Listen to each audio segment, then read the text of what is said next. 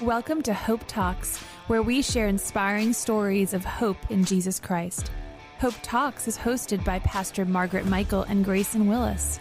Join us for uplifting stories of triumph, faith, and the enduring power of Christ's love. Also, if you're in the listening area, tune into 1470 AM or 102.1 FM WBTX to listen to Hope Talks every Sunday at noon.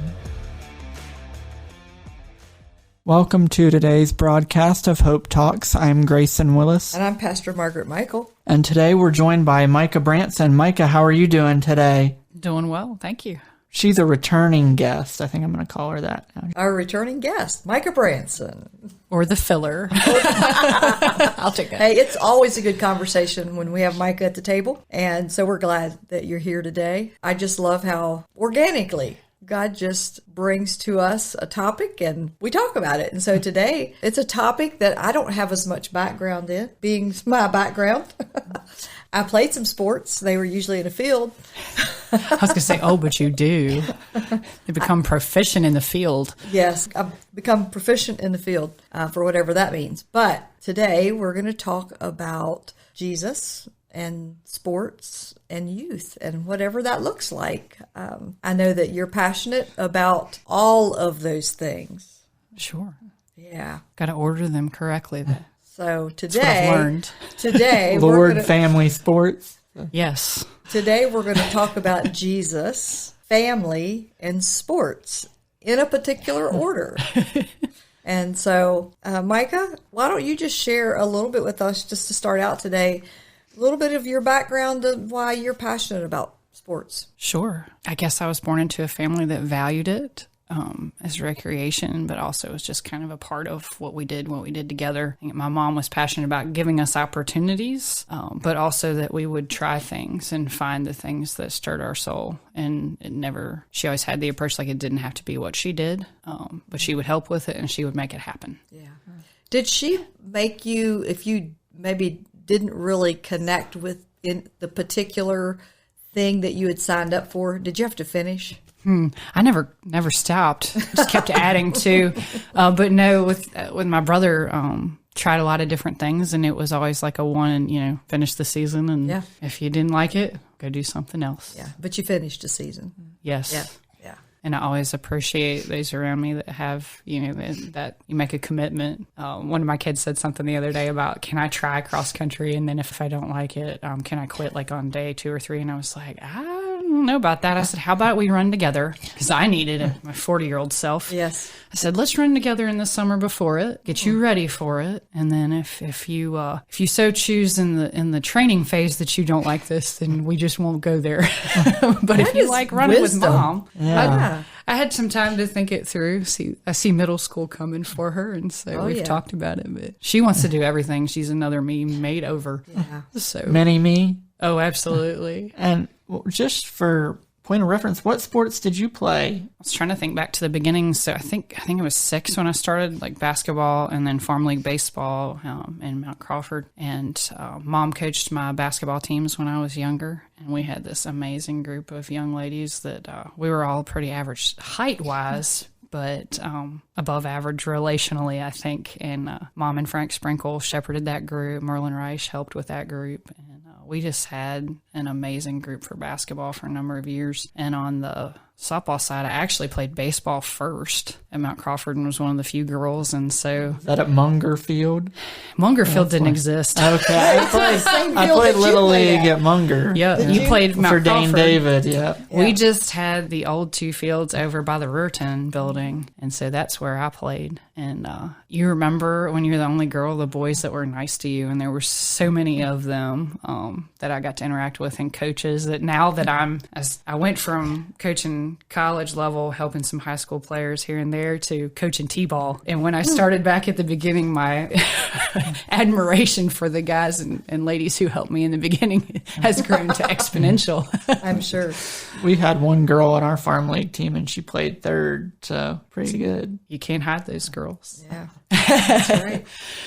So I stayed with those two sports all the way up through high school, got to play at Turner Ashby. And then when I went to college, I decided I couldn't major in softball or basketball. Also, I was 5'6", so that was kind of a problem at the next level for some. And I would have had opportunities, but I chose my major in animal science over the sports. Thought if I wasn't Division I material that it would be over for me, which is a whole nother conversation that I love to have with people about the opportunities that are there.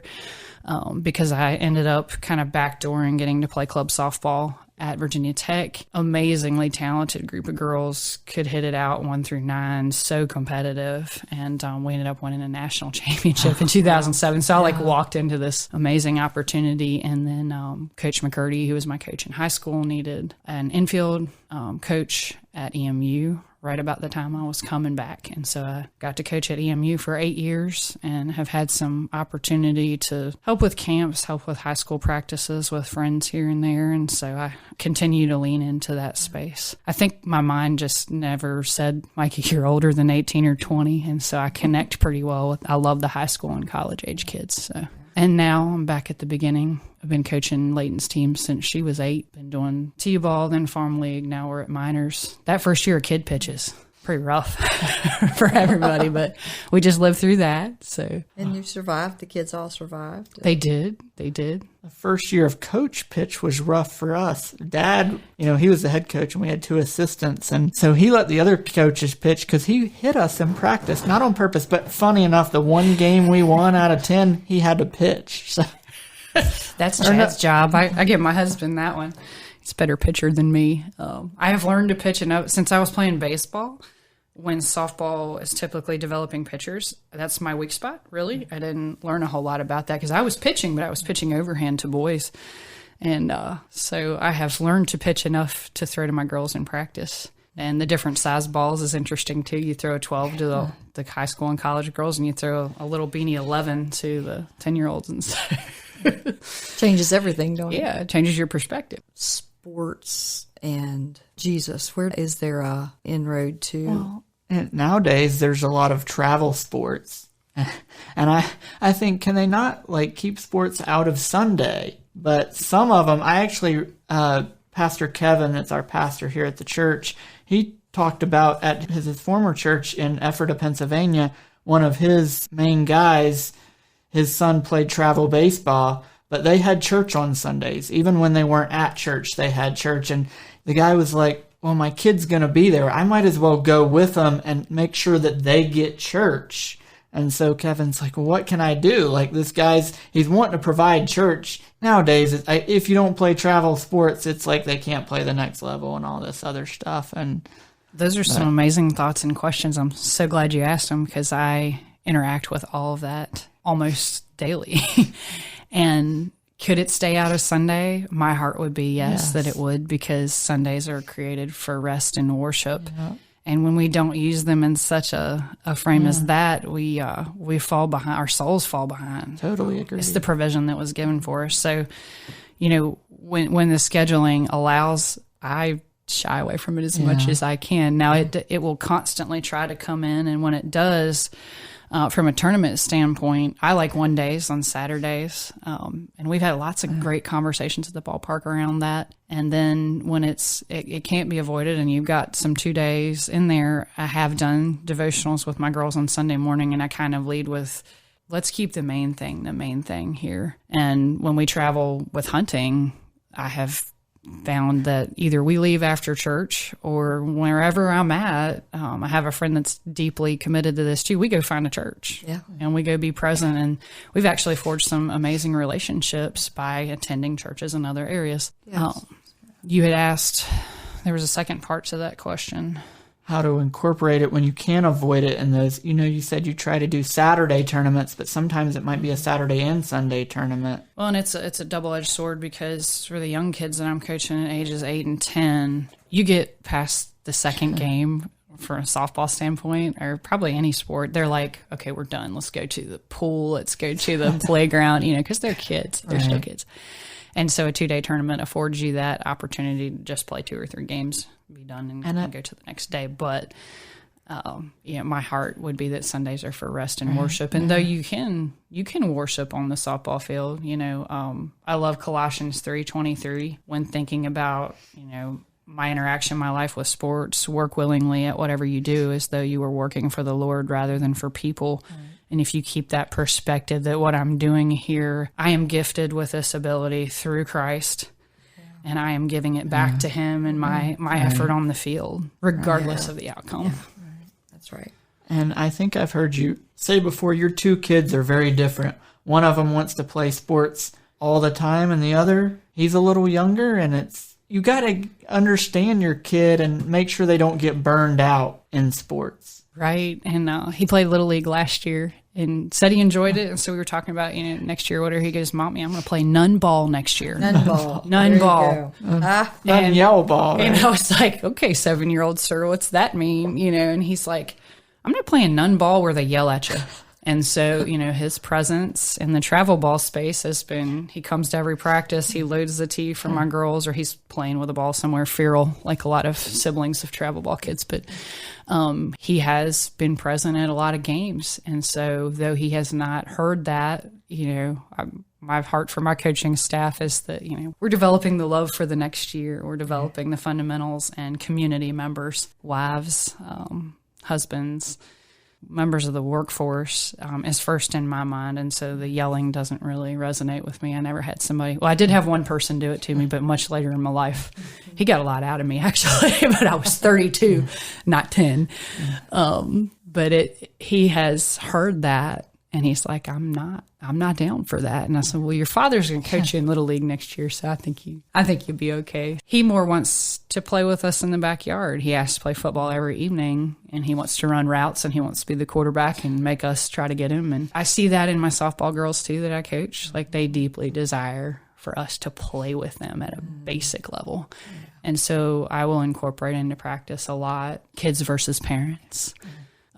And I get more out of them. When they're playing against us, they're pretty tough, Playing against each other, they're not quite as competitive, but they're hard on us. It's like here in the youth group when we have dodgeball tournament, and at the end we have the adults versus the students. They're way more motivated when they're against the adults than... They love that interaction. I think that's beautiful. Just to bring the family, the community, to make it about everyone there. I love that. I love that picture. And I love that our parents have been willing, and want to come out and play regardless of their skill level. They say yes and come out. And, we're willing to embarrass ourselves. I think one of us fell down, run the bases, some older brothers are really, really good, but they're willing to come play with little sister. And I just love that interaction that builds community through sports. Because those relationships, as I look at all of my involvement in sports, and continues to be the relational piece is number one. The village that it's built for me, and a lot of believers in that. I think you were trying to form a question of how does faith come into this, or how does it play a part? And I was asked to share my testimony as it revolves around the sport of softball about 6 months ago. And that was a beautiful process. Like, anybody that's ever played a sport, sit down and think about how you would frame how the gospel has shaped that experience. And it's beautiful to think about the teammates that pointed to Jesus, the teammates that lived out Jesus type of influence in your life. And as I looked back through it, I had teammates in high school that sat with me on the bus and challenged me to walk closer with Jesus than what I was at that time, who took the time and got over the fact that I was a bigger sinner than them. I had one of those at TA. When I went to college, I had a teammate or two that was not into the party scene and the dark places that the rest of us were. And instead of condemning us, these two young ladies drove the van, made sure we got home okay, and physically would carry people out of places they shouldn't have been in to begin with. And remembering that influence makes me want to be that teammate, but also makes me want to pass on to my girls the importance of being that teammate. Because that's more important than any stat or anything you provide in the scorebook. To think about someone's willing to really go against their stand, to go that extra mile to make sure that you were protected, that you got home, and that your teammates were safe. There's a light that shines through that they probably had no idea they were shining. No clue. I don't think they had any idea. Yeah, that's beautiful. I had an opportunity to play some, I called it old lady slow pitch travel softball, and I played a bunch of co-ed around too with some great people, but had an opportunity to play on teams until I was about 32, and we had quite a run there for a number of years, and a few girls from the Valley, and I had a couple teammates in the outfield that were beside me when we won a World Series in 13, and the two outfielders on either side of me would never say a cuss word, never take a drink, never, and they were so quiet about it, and they never once condemned anybody else, but I can tell you I was paying attention, and they were elevating me as they just walked out who they were. And I had another teammate on that team that was superintendent of Sunday schools at her church. And so we had worship by the pool on Sunday mornings, and we led prayer after every game with the other team. So there would be, one of our fusion players, one of theirs, ringed around the pitcher's mound, holding hands and praying after every game. And it was just a powerful experience to be a part of that. That was 11 years ago now, but it still sticks out in my mind. Sounds like a character coach. They all were. There's a number of them there. Yeah, very needed. What a great place to be light in our community, and using that, the giftings that you have, giftings that those that had before you to help you, and you now to help others, and to shine that light is powerful witness. I think that just paints a beautiful picture of the great cloud of witnesses. They're cheering us on, and I have some of those actually teammates have moved on to eternal glory. And so as I've gotten older and I get an opportunity, like with Grayson, to go out and play church ball for a few years, I would pick up the dirt and just kind of look around me and be like, thank you, Lord. Yeah. That I still have the opportunity to be this. And then I think about those teammates that passed on, and what they left behind in the way of relationship and influence. Yeah. Well, talking about church ball, when I started out, I just played and I'd go, and some nights if I didn't play, I'd be upset. But now I'm okay, as the coach now. Then I was just playing. Now is my favorite position, I think, is third base coach or first base coach. I'm okay. I just enjoy the fellowship and enjoy watching the rest of them have fun. And I like drawing up. I'm nerdy. I like drawing up a lineup and just putting everybody at positions and seeing it work. Yeah. Well, and that's a gifting too, to be able to see it. And everyone that comes to that team brings gifts. Yeah. And getting them the right people in the right places, seeing that come to fruition. And we had a few young players play this year, and we had one of our best players started in left field, and he got hurt early on. And one of the young kids, he's a junior in high school now, so it was summer between sophomore and junior year. We shifted him from left center to left field, and in slow pitch softball, that is where you put your best outfielder. And fastest. So I had him, and he is the fastest on our team. Had him in, and he's one of those kids, he's good, but he's kind of playing for fun. First few years he played, his dad made him play. Actually, funny enough, recently I said, I'm so impressed that he came even a few games when you weren't there. He said, I made him come. I told him he had to show up. Actually, that same dad said, if I can get my daughter to play, I'd retire. Because he's in his 50s. He was the one who coached me the first 7 years I played for the church league. And then he had to take a few years back to minister to his family. And now he's back. He doesn't want to coach. But I feel like I got him as a bench coach. From time to time, he'll say, well, if I was coaching, this is what I would do.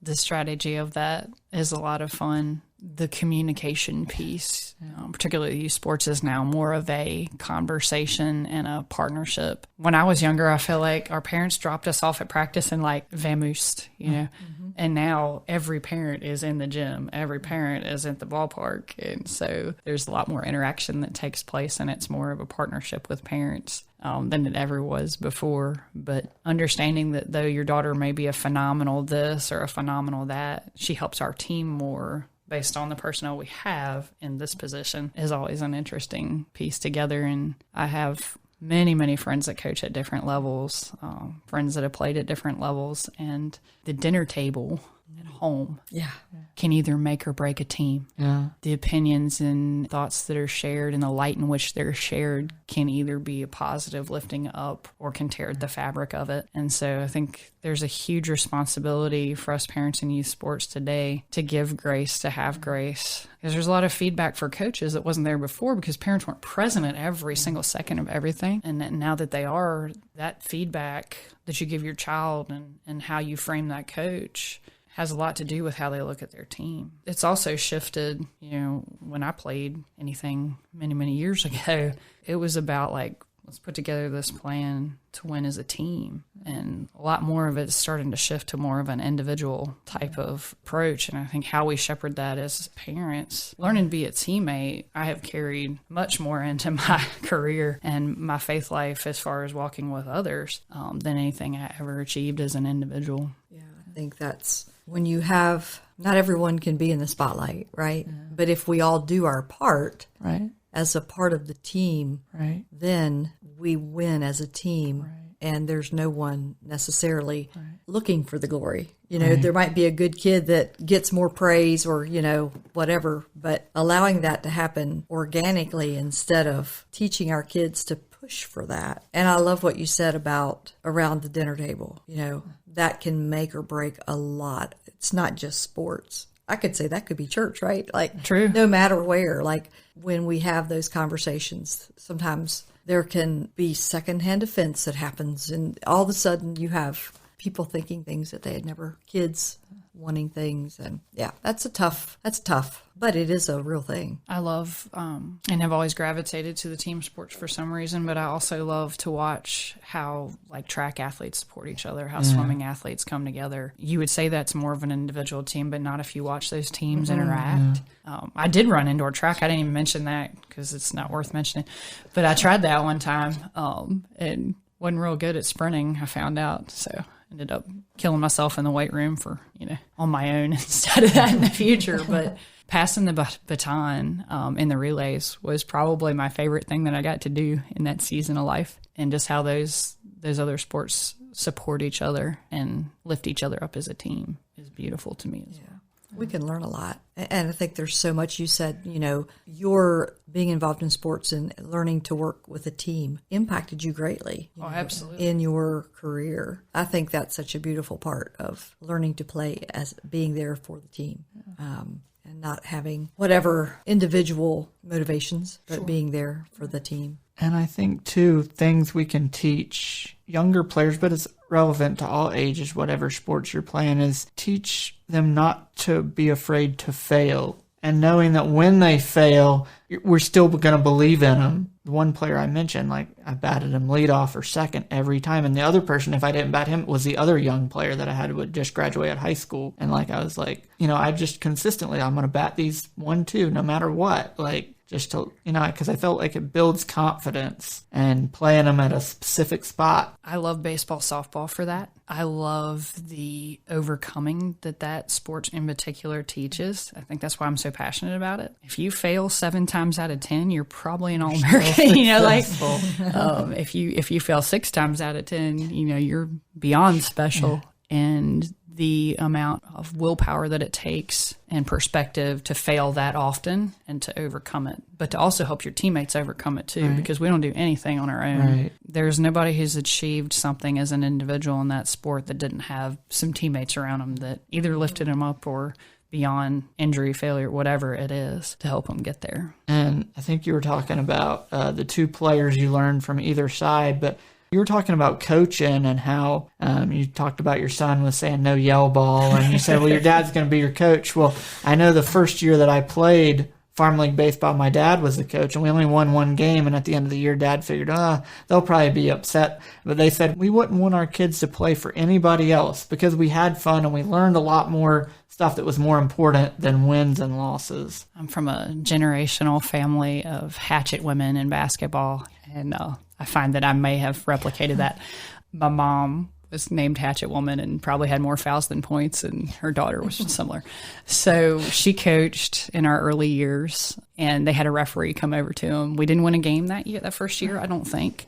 But we learned a great amount about fundamentals and people, and the referee came over and said to our coaches, said to my mom, like, you all might not know a lot about basketball right now, but you know a lot about people, don't you? And she was like, I don't know how to take that, as a compliment or what, but I think it's the highest compliment you can give. to be like, I see what you're doing with these kids, and it's valuable. And that's winning well and losing well. I know in Little League, I talked about Mount Crawford, we won a lot of games, and sometimes the kids like, we're going to do a slaughter rule, and the coaches were like, no, we're not going to talk about that. We're just going to play. They'll let us know when the game is over. I love what one of my fellow coaches at Broadway came up with this year, because our girls would always ask us at the end. We just had a scorebook, not a scoreboard. The girls would come over and say, who won? Who won?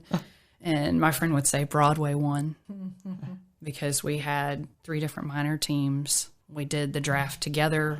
We evened out. Of course, you have to take your own kid, right? And then you have pitchers, and we evened out the travel kids. And then we tried to make it as fair as we could. And then beyond that, we didn't just pitch the one kid who had all this experience. We would pitch multiple kids each game. And guess what? We all won, because we're building that program for the entire place. And I love that was her perspective she shared with the kids. So I started sharing it too.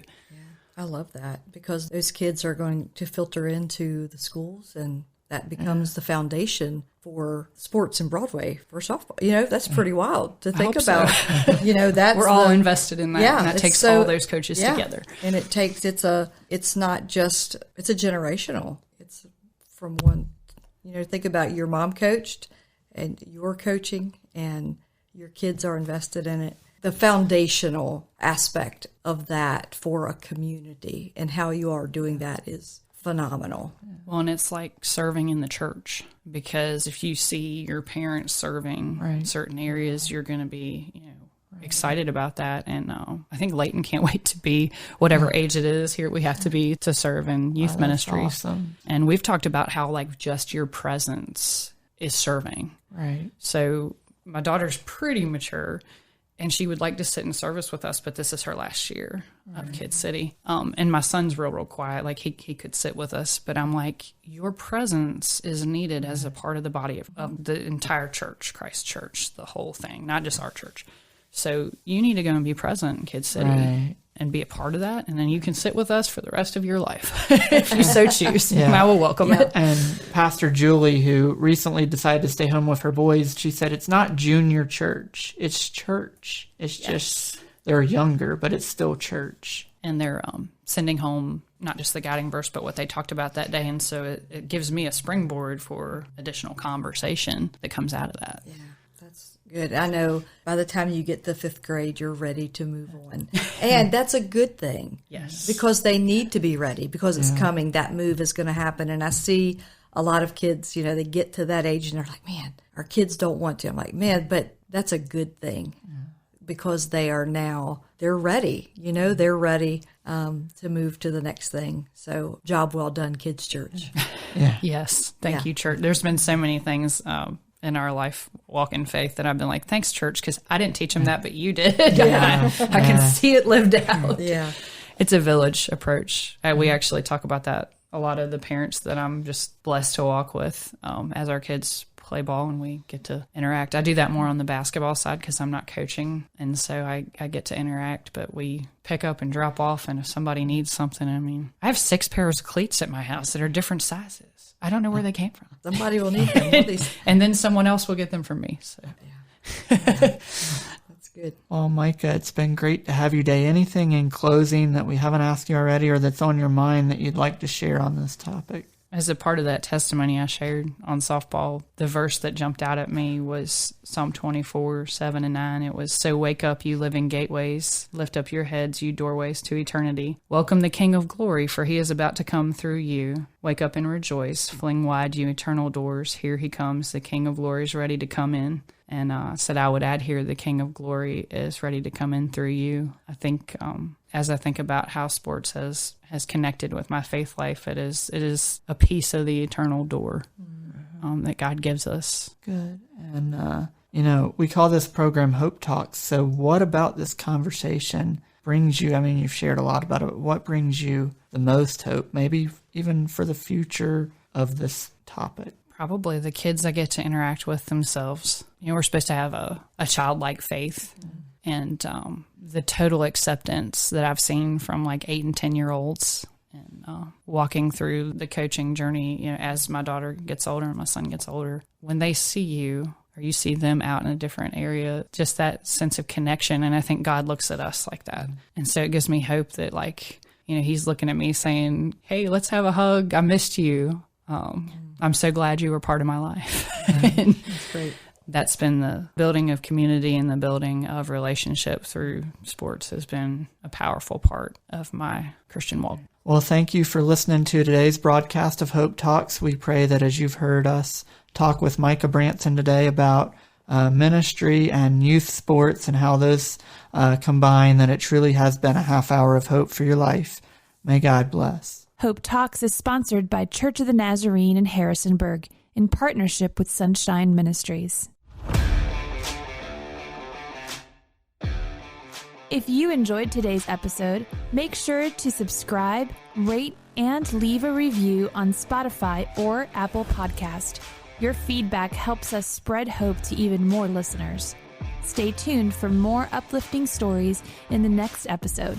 Until then, keep the faith, share the love, and find joy in the hope that Jesus Christ brings.